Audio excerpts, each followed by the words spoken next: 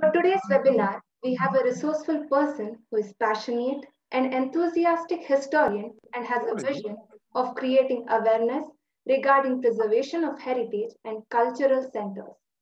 She has done MA, MPhil, and PhD thesis on feminines and feminine policies in princely Mysore from 1875 to 1918.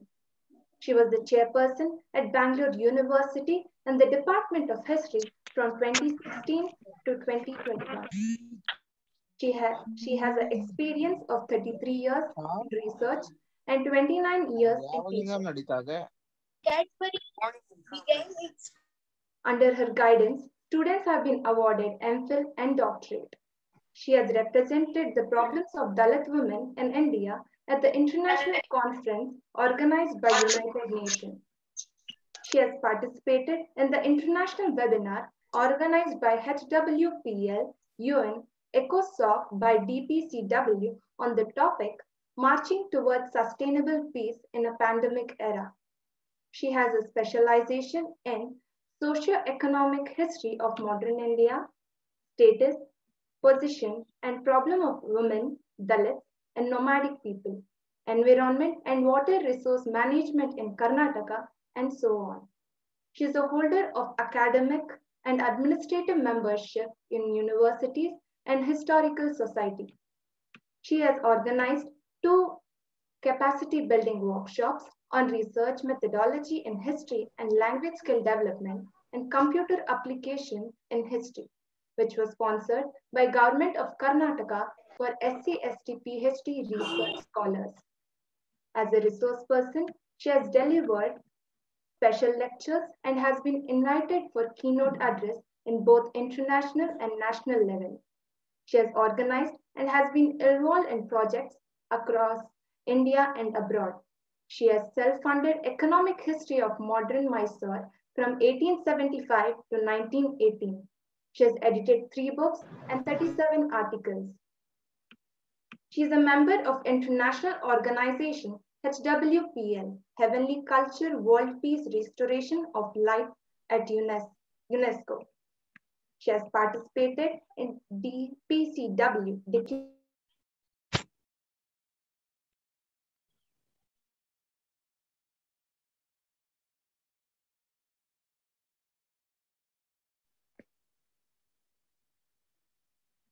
She is a recipient of numerous honors, awards, and has received felicitation for academic adherence. I would like to welcome Dr. M.V. Usha Devi on behalf of Sadhana Degree College. We welcome you, ma'am. I would like to welcome our beloved principal, Professor Sirajur Rahman, and our vice principal, Dr. Ajay R. We welcome you, sir. I would like to welcome all teaching and non-teaching staff. Last but not the least, I would like to welcome all my friends.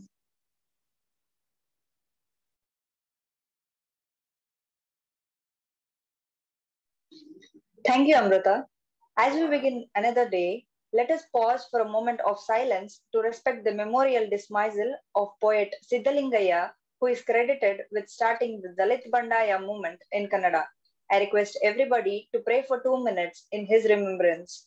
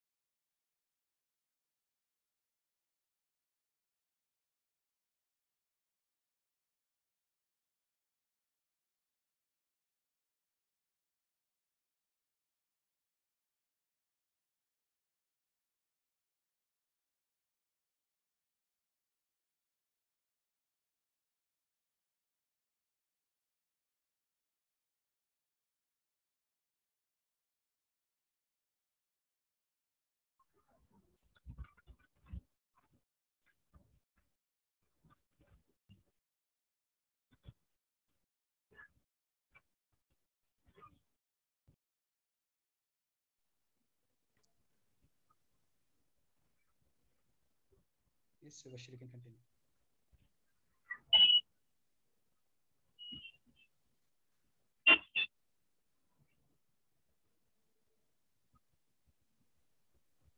Yes, Subhashri, continue, ma'am. Thank you, everyone. Moving ahead, Dr. B.R. Ambedkar is known as the father of Indian Constitution due to his instrumental role in drafting a significant building block of India as an independent nation. He was a social reformer who strived for equality for Indians as a whole. I now request the chief guest, Madam Dr. M.V. Usha Devi, to take over the stage to present today's webinar on Dr. B.R. Ambedkar, maker of modern India.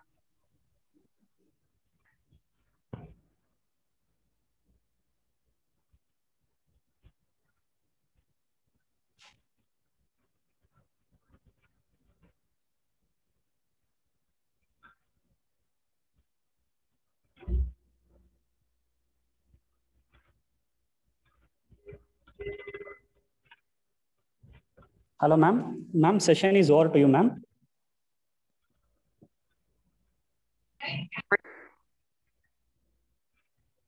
Hello, ma'am.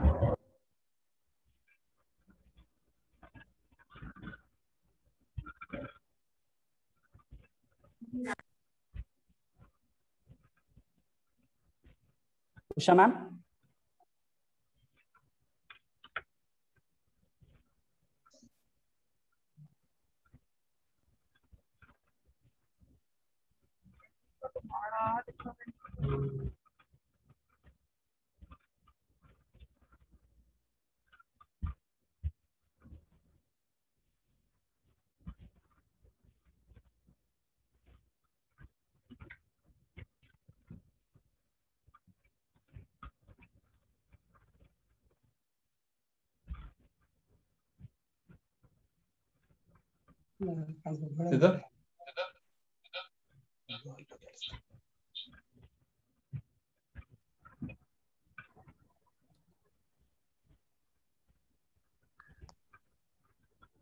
I kindly request all of the participants, please all of you stay 10 seconds.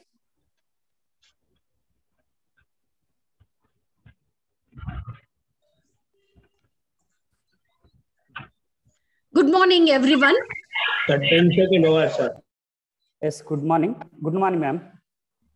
First and foremost, I wanted to congratulate the organizers for selecting a relevant topic on Bharat Ratna, Dr. Babasaheb Bhimrao Ambedkar. So it's a privilege for me to getting an opportunity from a relevant college, that is Sadhana Degree College. I wanted to once again congratulate the organizers, particularly Professor Manjunath, the convener, who had requested me to speak on Babasaheb, and Professor Hema Prabha, the secretary of Sadhana College, and Professor Siraj Rahman, the principal of this college. For your kind information, I am extremely happy to know that the owner of this, the establishment of this Sadhana Degree College was established by well-renowned, very popular, the teacher taker, Shri Puttanna Ji, who is a deputy speaker of our government of Karnataka. I'm extremely happy to state that he is belong to our faculty, that is the student of history. And I feel very proud that he was my first student when I joined the department.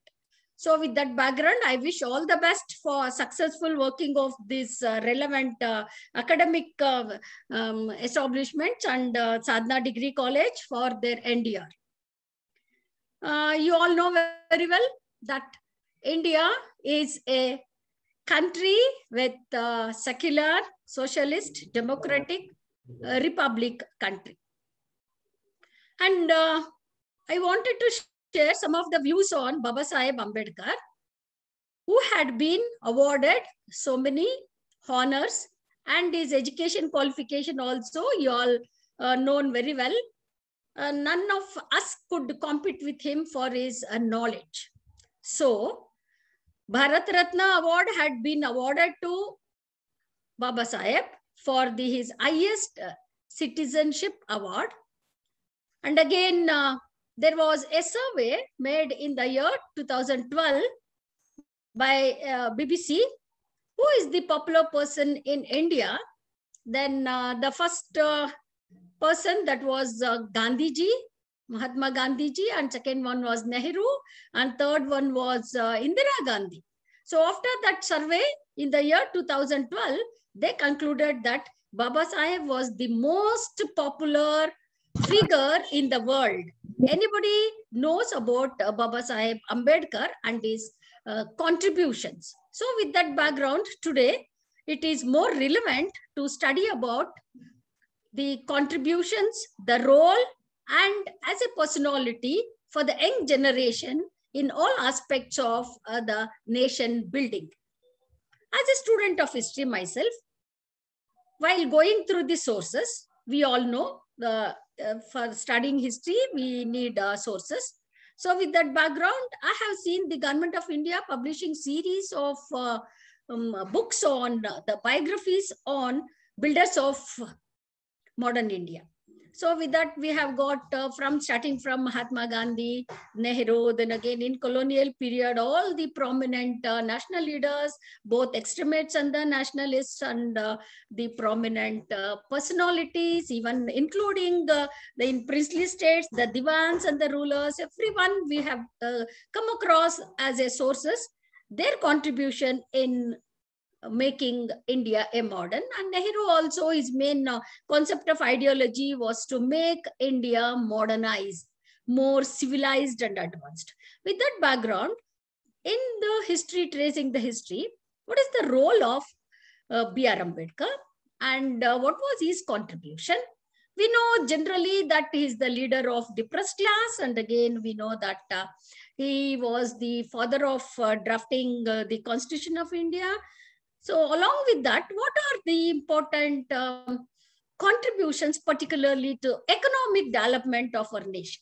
So with that background, when we go through the sources like primary and the secondary, and then government and his own biographies, his own writings and speeches, which has been published in 16 volumes, it's available, and it started from the Maharashtra government, then throughout all the state have been published in their own regional languages. Those speeches and writings, then again his contributions in the field of polity, economy, and society. Here, as a student of history, in Indian history, what I'm trying to bring in to highlight the relevance of Ambedkar in 2 periods. I think you all know his birthday has been celebrated on 14th April every year, and UNO has been recognized his birthday as World Knowledge Day. This is more important. UNO has recognized his birthday 14th April as a World Knowledge Day. That is the honor or given by the world-renowned organizations. So indirectly, it is also honor to Indians. So his contributions is immense, because as an economist, as a student of economics, we all know very well that while he was a student at London School of Economics and again Columbia University, his important study, depth in study, was on economy, political economy. So we know that while studying Ambedkar, he was born in 1891, as you all know very well. And I wanted to discuss in 2 parts. One is the colonial period or the imperial period. And again, secondly, after independence or contemporary period. So what are the role played by Ambedkar in bringing in new ideologies, new concepts, and again, the new philosophy for the welfare of entire communities in the society. Entire communities in the society irrespective of caste, creed, religion, and gender. This is most important. Who fought for equality and equal justice. And you know, as earlier, Vivekananda also stressed that education is a manifestation of a knowledge that would be transforming the society. Similarly, we know that Ambedkar also propagated giving importance for education. And we all know that education is the backbone of society. Education is the backbone of society and a means for gender equality, sensitization, and again, bringing knowledge and essential skills with all the potentialities of the individuals for all-round development and progress. So, education is the weapon or the backbone of any society that would be for developmental process. So, he stressed on education also. So, when we see that as a student, I told you in imperial period, before independence, under the British rule, his assessment that, and we all know, we have studied in detail about the exploitation of the British rule, Ranade, then again, we know that Dadabhai Naoroji, R.C. Datta, everyone, they propagated, they blamed the British government for their drain theory. We could read in their drain theory, which Dadabhai Naoroji's world-renowned book, Poverty and Un-British India, where they bring in how far they exploited.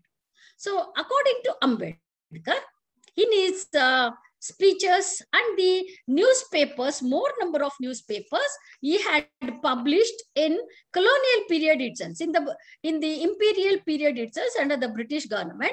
The newspapers were nearly 4 in the beginning. Then again, the 5th paper he published after independence. The first newspaper he published was 1920, Mookanayaka. That is the leader of the silent. Mookanayaka, the leader of the silent in the year 1920. Then again, he published another newspaper, 1924, that is Bahishkrita Bharata. That is Bahishkrita Bharata. Then another newspaper in the year 1928, that was Samata, which indicates equality. Then again, he published in 1930, Janata, means the people. Then after independence in the year 1956, he published another newspaper called Prabuddha Bharata, that is Enlightened India. So to his credit, these are the newspaper he voluntarily published. That was the competition with other national leaders like Tilak, who had published, as you all know, Kesari and Maratha. So only 2 newspapers he had published, but he had increased in number the publications of this newspaper to enrich, bring an awareness among the people in the society. And according to Ambedkar, the British government, he thought that the government was only a change of rulers. That is, the governor generals and the viceroys were changing, and there was no any new concepts that brought in by the Britishers in India for the welfare of the entire communities in our society and economy, either the polity. But they were only working as a corporation formed to collect the taxes. They were working rather as a machinery of tax gatherers. That shows that the Britishers were in India to make money, collect the revenue, impose more taxes, and drain all the sources and resources to their motherland. So, according to Ambedkar, the British rule in India was just working as a machinery for collecting money or the revenue or the taxes. It was an international corporation, and to little extent, they brought the policy that everyone are equal in the eye of law. This is very relevant for Ambedkar, which was inspired by Ambedkar. That is, equality in the eye of law. So law is supreme and everyone are equal under the law. And you know that in the beginning, the political economy was the main theme of Babasaheb Ambedkar. His intention was that when he started doing his research for a PhD thesis, submitted in Columbia University in the year 1917, published the title in the year, the book in the year 1925, that is Evolution of Provincial Finances in British India. The book is Evolution of Provincial Finances in British India in the year 1925. This was his PhD thesis submitted to Columbia University in the year 1970. And later on, he had submitted a thesis to London School of Economics for his doctorate of philosophy. The title of that thesis was The Problem of a Rupee in the year 1923.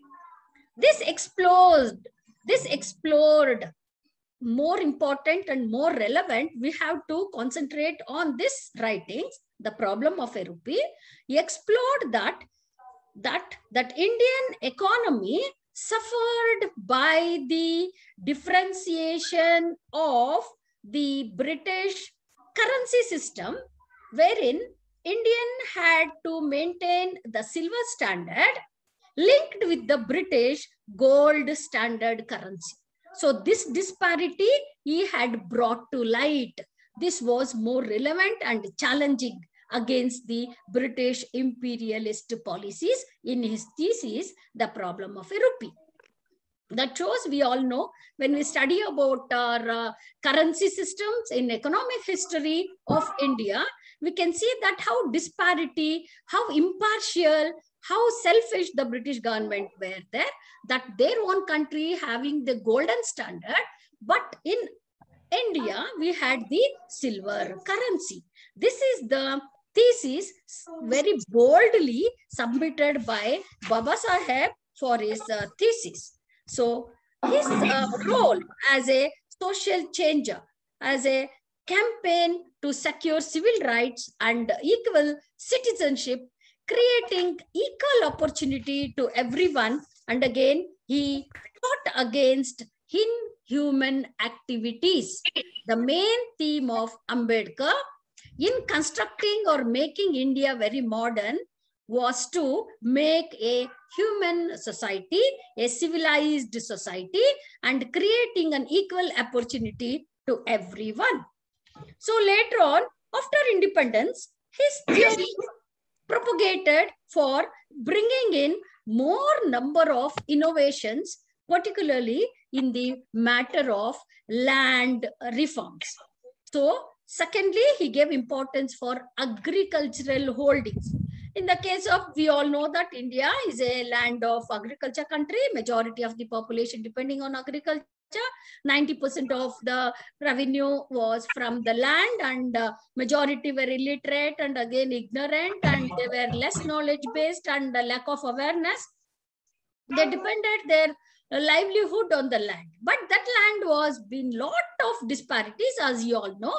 After independence, the land assessment policy that has been brought in, and again Bhudan movement that was launched by Vinoba Bhave, that is the most relevant one. And later we all know that Jayaprakash Narayan, after our independence, who was a socialism propagator, and they brought in that there should be a drastic change of land reforms by government itself. The pioneer was Dr. B.R. Ambedkar. That is, land should be equally distributed. There should be no any intermediator. So with that background, the middleman, or what we call that mortgage of the land, then purchase of the land, and again selling of the land, the value of the land, everything should be fixed by the government. The rate and the cost should be fixed by the government. This was the intention of B.R. Ambedkar in order to bring in equality in the land reforms. And second aspect was that the agricultural holding And we know very well that agriculture, as I told you, should be based on scientific and technological. It was also initiated under British government, wherein they brought agriculture schools, agriculture universities, and technology, and then again experimental farms, then again bringing in more bifurcation in agriculture like horticulture, cericulture. Then again, we have got more number of associated agricultural products that should be under the control of the government. So that helps the small holders or the agricultural holdings for the smaller or petty agriculturist, that is landless community also. This is another important thing. And he gave more importance for rural development. And we know that India was a land of rural areas, more number of villages were there, 90% of the people are from villages. And we know that the rural development should be promoted and given importance. And you know, later period, the rural reservation also became very popular even till today. Then another important contribution is for planning. This is important. After our independence, we know that planning system we have adopted and mixed economy was introduced both in agriculture, the land reforms under Nehruvian era. This Baba Saheb was the law minister in the cabinet of Nehru, the first president of India. We know that planning also, he wanted to introduce new innovation in planning system so that we can create a welfare society through planning, welfare economy through planning. So that was the main intention. While planning, budgeting is very relevant. So the concept of budgeting, earlier under imperial rule, this budgeting system was mainly purely centralized. It was no any importance given to the provinces or the princely states. You know, the direct rule and indirect rule, everything in history we come across. So similarly, the most important thing was that this budgeting should be given for provincial heads also. That was the concept or propagation of Dr. B.R. Ambedkar. So in budgeting, the equal status should be given to provinces also, earlier and colonial period. And after independence, we come across the states also getting equal status in budgeting. And liberty or freedom in drafting their own state budget. This is the contributions of Ambedkar. And another important thing for all-round growth and development is industrialization.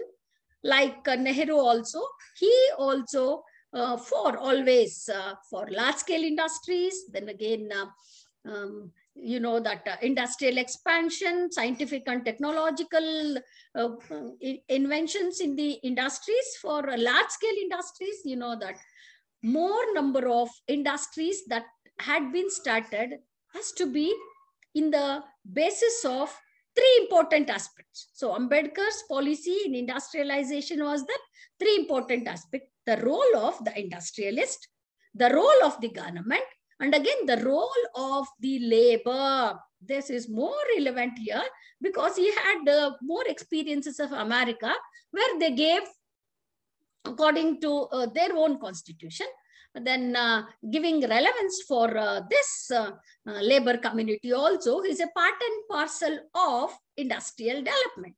So three important aspects Ambedkar stressed on. For any industries that should be flourishing or we get more profit through that university, the role of the government should be there, the investment of the industrialists or the capitalists, and again the contributions of labor community and equal distributions of the profit of that industry. That was the intention of this industrial policies according to Dr. B.R. Ambedkar. So you know that the concept of socialism, we know that Jayaprakash Narayan, then again Nehru was also a part of socialist, Gandhi was also part of socialist, but they had different concepts and versions of socialism. Their own understanding varies from each other. But in the case of Ambedkar, socialism, we all know very well, the concept has initiated in 19th century Europe, where we come across the prominent socialists like Fabian socialism, utopian socialism, socialism. Socialism means, the concept of socialism itself defines that demand for equality. Socialism means it's a demand for equality. So with that concept, where it initiated, started in 19th century. So most of the prominent social reformers in Europe, particularly Britain, France, Germany, later Italy and all, they had more influence on Ambedkar.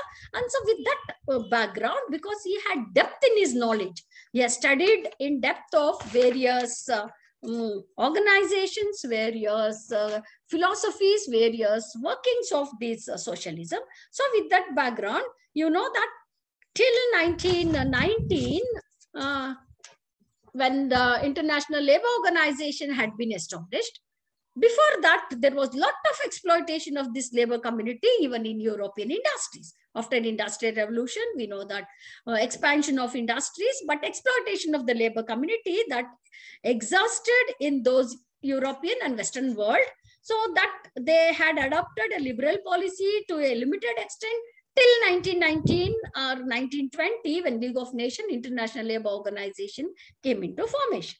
So based on that, as a labor minister, and Ambedkar had drafted more provisions for this labor community. Here also, irrespective of caste, creed, religion, and gender, he wanted to bring in equality in the wages. Then again, the number of hours of work had been reduced. Then similarly, all the labor legislation, Labor Act and the Factory Act, everything that was modified and introduced for the welfare of this labor community, who were part and parcel of contributing for the development of industry that would be directly contributing for the progress of any nation. So with that was the main thing that should be highlighted in making India a modernized based on equality. Then after independence, the most contributions, the most important and relevant contributions of B.R. Ambedkar, you know that the establishment of Reserve Bank of India, the role he had played, the innovations that he tried to bring in the establishment of Reserve Bank of India after independence. Earlier, we have got that central bank and again state banks. We know that local banks, and again we had a drastic disparities in banking system in India. Everything that should be resolved. So the control of the single Reserve Bank of India was established. Contributions of Ambedkar's thoughts.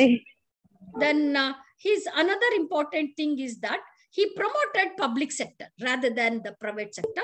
When we all know that Nehru had introduced or adopted mixed economy, that is private and public has to be given importance.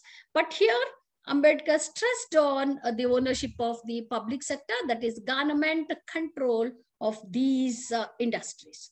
So with that background, we could see that more number of contributions pre-independence and again post-independence period in India had been recorded. So these are the important highlights brought by Dr. B.R. Ambedkar for the economic growth, economic development, and economic progress of our country after independence. So before independence, he challenged the British government and he criticized for their economic policies, that is land revenue policy, the agriculture, commercialization of agriculture, then so on and so forth, giving importance only for large-scale industries, not for indigenous industries or the cottage industries, which were deteriorated and tried to destroy. So all these things he had made most attempt for, among all these, the currency system and establishment of a provincial budgeting. So these are the highlights, the contributions made by Dr. Babasaheb B.R. Ambedkar in making India a very modern. And in continuation with his contributions, none of us could forget that his main role in bringing in the drafting of the Constitution. we all know that constitution is the supreme power of any nation. So when we study the history of constitution, I think you're all well aware of the constitution, the relevance of constitution, the significance of the constitution, and it is the supreme power of any country for that matter. When we assess the constitutions of various countries in the world, I think Britain has got its constitution, which is unwritten. It is the oral constitutions that has been initiated by the Englishmen. Then similarly, we have got American Constitution, which they fought after American Revolution in the year 1776. In 1778, they drafted their constitution, and James Madison was the father of American Constitution, and that was the first constitution which has been written. So British Constitution was oral or unwritten. American Constitution was a written constitution, and it is very small constitution compared to our Indian Constitution, which is very vast. Because in our constitution, there are nearly 395 articles in Indian Constitution, as you are well aware. And you know that while drafting the constitutions in our pre-independent India during the British period before partition of India and Pakistan in the year 1947. So they had nearly, the representatives as that member of parliament in the assembly were 320, and after partition, some of them went to Pakistan, and there were 296 MPs in the assembly of government of India. So these people had intended to have our own constitution, which has been appreciated by, after the completion of our drafting of this constitution, appreciated by majority of the well-renowned scholars and intellectual for a appropriate constitutions for the welfare of Indian nation.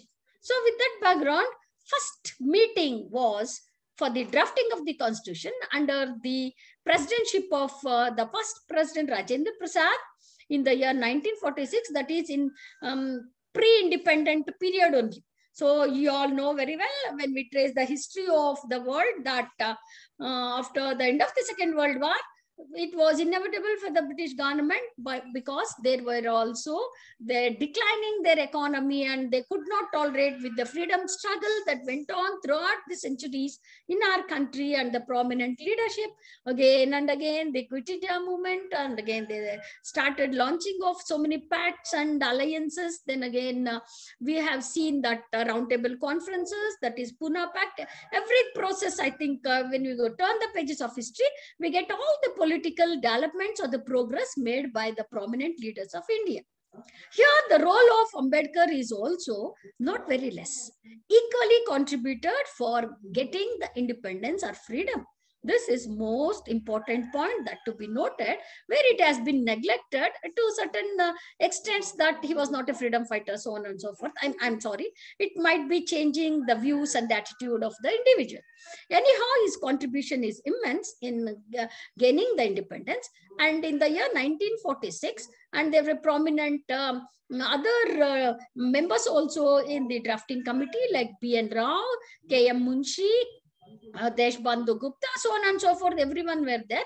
So they thought that it is more important that this constitution should be drafted. So in the year 1947, they thought of appointing Ambedkar, and there was a lot of discussion going on. And Gandhi also, there are many versions about that. He wanted to appoint Ambedkar as the member in the drafting of the constitution, because he had a well knowledgeable person in understanding the concepts.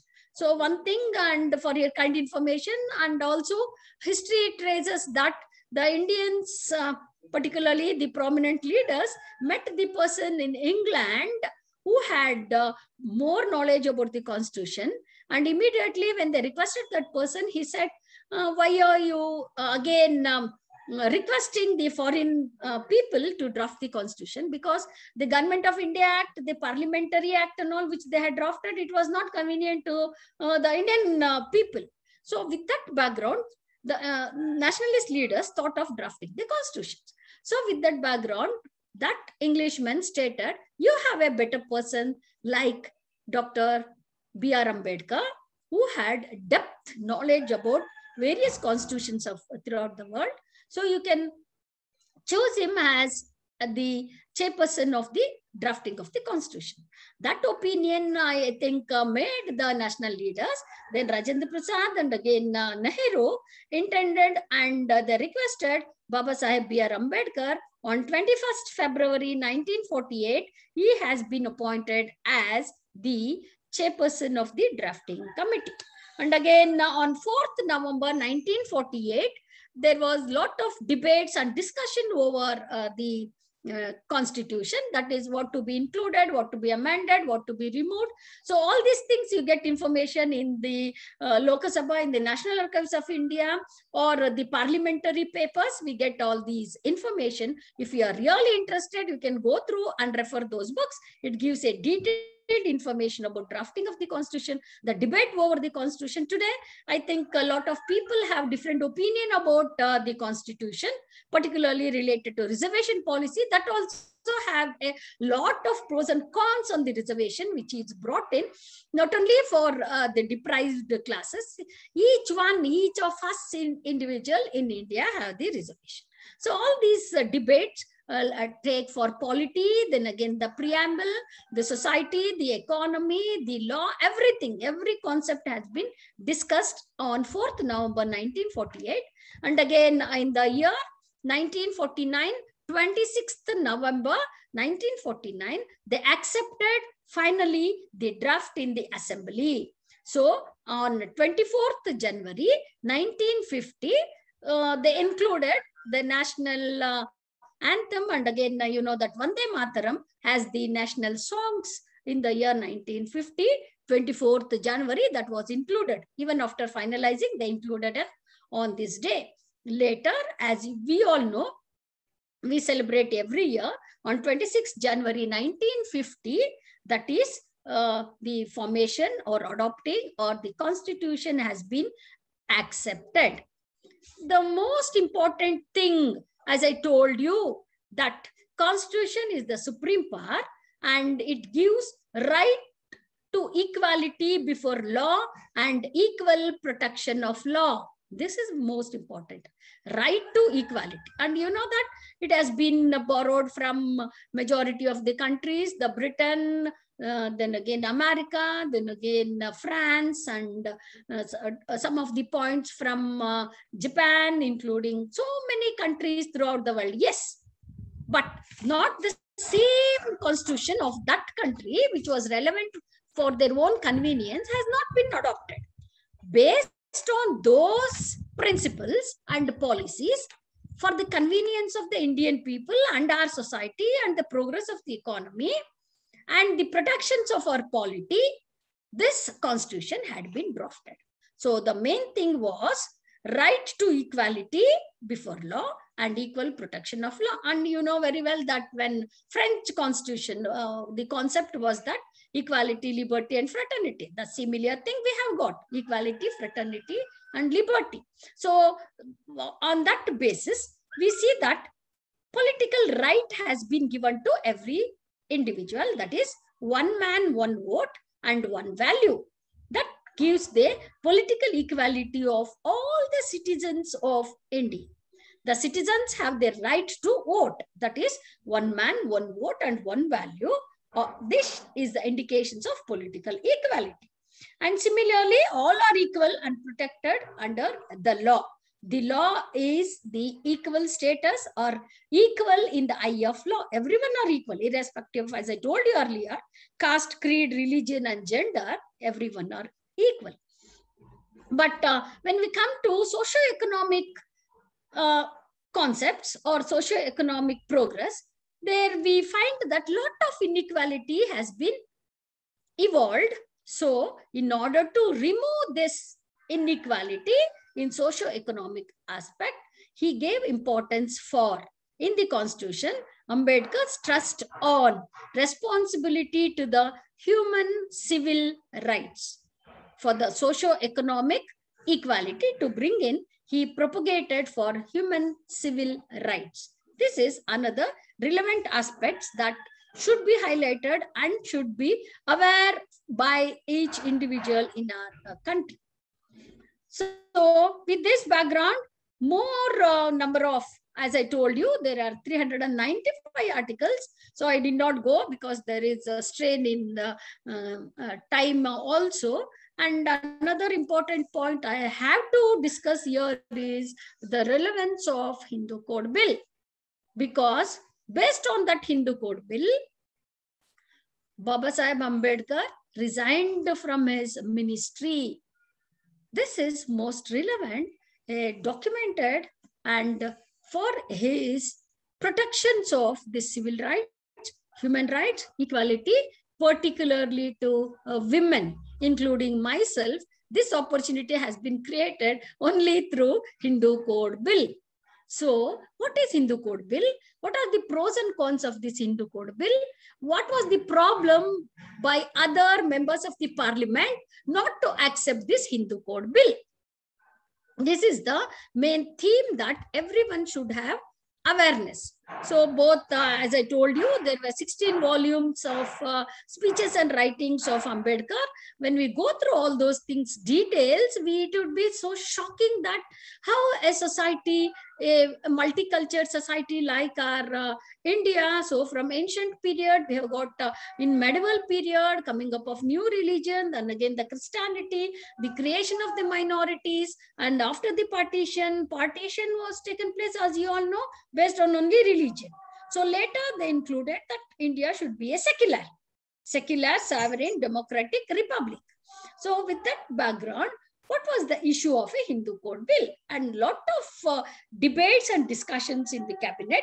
And for that, I wanted to bring in important aspects of this Hindu Code Bill. So here, Hindu Code Bill explains about the social equality and social justice for all the citizens of the nation. Social equality and social justice for all the citizens of the nation was the main theme of this nationalism, that is our country, patriotism of our country, then again the parliamentary democracy. You know that in the year 1951, Hindu Code Bill had not been accepted. So we all know that constitution is basically dependent, as I told you, liberty, equality, and social transformation, wherein the women, then again, you know that India is very peculiar in the concept of casteism. So for the caste people, and again the religious minorities and the linguistic minorities, everyone should be gaining their importance. In the case of this Hindu Code Bill, as you all know that women has to be given more importance. That is the point that we have to be highlighted here. That is, according to Hindu Code Bill, women equality, equality of property, removal of child marriage, then again opportunity for a widow to remarry, then permission should be given for intercaste marriages, and in education for the girl child, a reservation of 30% should be implemented. So these are the few important points that Hindu Code Bill had upholded. And we all know that according to Vivekananda also, he stated where women and men are the two wings of a society. One wing is not there, it cannot fly. So with that background, Vivekananda also propagated in pre-independent India that women should be given equality. Similarly, Baba Sahib also in his statement stated where women have been progressed, that is the indication of a national development. When women has been given equality and later empowerment, that would be an indication of a national all-round development. So this women, if not given very important or not given any relevance, that would brought in a great decline for the national growth, because we know that women is also another human resource and can contribute, but she was suppressed throughout history. That is another part of history, that is gender studies or feminist movement. They fought against for their rights and all. I need not go into detail. So bringing in all those aspects in that study, one could find that Ambedkar fought for the upliftment of women, and through the Constitution, Hindu Code Bill, which was passed later in 1951. And Nehru also, to a certain extent, he was pro-Ambedkar. Later, through the pressure by the other, I do not blame or complain those narrow-minded personalities who were against the introductions of the Hindu Code Bill. And he stated one time that there would be no any difference between animal and human being. That is, the difference between man is that he can think for the progress in new ideas, and his thinking and his intellectual development would lead to the progress of a country. Otherwise, they would be like a beast, like an animals. So with that background, he had propagated so many innovations, the concepts and the policies for the welfare of the entire communities in the society. So with that background, so three important aspects I brought in. One is politically freedom, that is one man, one vote and one value. They had that political right, individual, irrespective of anything, caste, creed, religion, gender, linguistic, everything. Then again, secondly, the economic innovations. As I told you, after independence, he had taken many projects like Damodar Valley project. And again, he brought in new innovations in economic progress, that agriculture, land holding, so on and so forth. Yeah, very relevant was that budgeting and financing and establishment of Reserve Bank of India. So these were the relevant contributions. Why we have to study Ambedkar? It is a generally known fact that he is a leader of depressed classes. Yes, no doubt. He is a leader of the oppressed, exploited, deprived, or inequality that created in the name of caste or religion or gender. That should be removed. That was the main theme of Babasaheb Ambedkar. Along with that, what is his contributions for building the nation, developing the nation, and constructing the nation in all round like polity, economy, and society. So with these things, we remember even today, as I told you earlier, UNO has declared his birthday as World Knowledge Day. And the survey made by BBC, the most popular personality is Babasaheb Ambedkar in India. And thirdly, I wanted to conclude with the statement given by our Nobel laureate, that Amartya Sen has stated, because he is an economist. He has got his award of a Nobel Prize. It is a credit to India. He was born in Bangladesh earlier when it was not partitioned. And at the age of 10, I think he had experiences of this famine, outbreak of famine and shortage of food grains. And that was exported from Burma, so on and so forth. We have the information. So Amartya Sen has given the statement that there is no new thing in economy to bring in, but already what Ambedkar has stated, the concept of Ambedkar has been more relevant. The same thing I have been following. Amartya Sen, the Nobel laureate of the world, claims that the credit he gives to Ambedkar. Ambedkar has already done the economic contributions, economic innovations. So nothing new I am trying to do. Every credit should be given to Dr. B.R. Ambedkar. So this Bharata Ratna, posthumously 1990, it has been honored by Government of India, which has been given to the best citizens, best human being in India for their contributions. So with these words, I think I have shared some of the views from historical records, because I'm being the student of history. And these are the points that I could highlight with you and share some of these points. Thank you for giving me an opportunity to bring in the concepts of Ambedkar in making or building the nation, who is among the maker of modern India. Thank you. Thank you once again.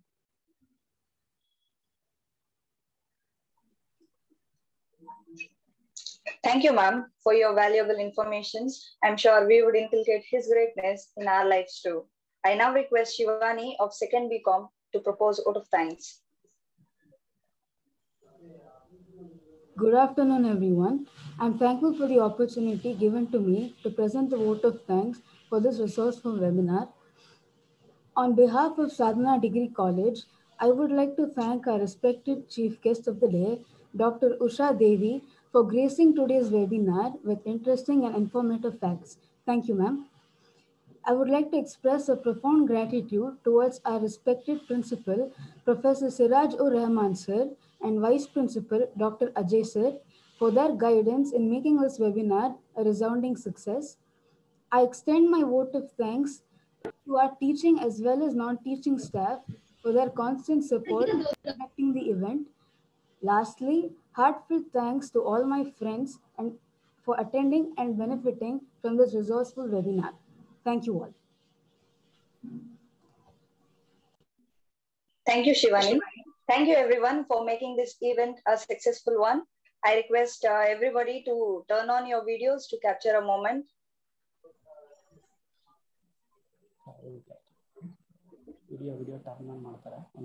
And also, a feedback link is provided in the chat box. Kindly fill out the forms.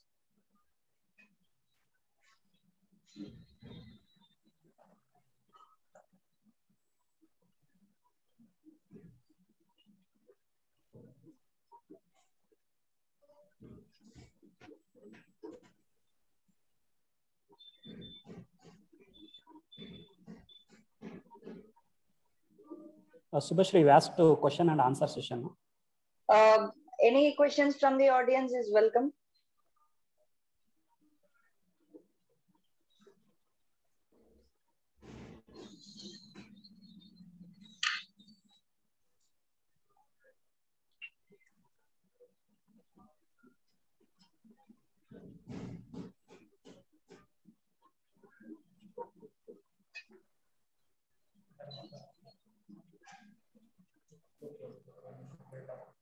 Okay, Subhashri. I request everybody to kindly fill out the forms. The feedback link will be shared to all of you. Thank you, everyone, for making this event a successful one. Thank you all.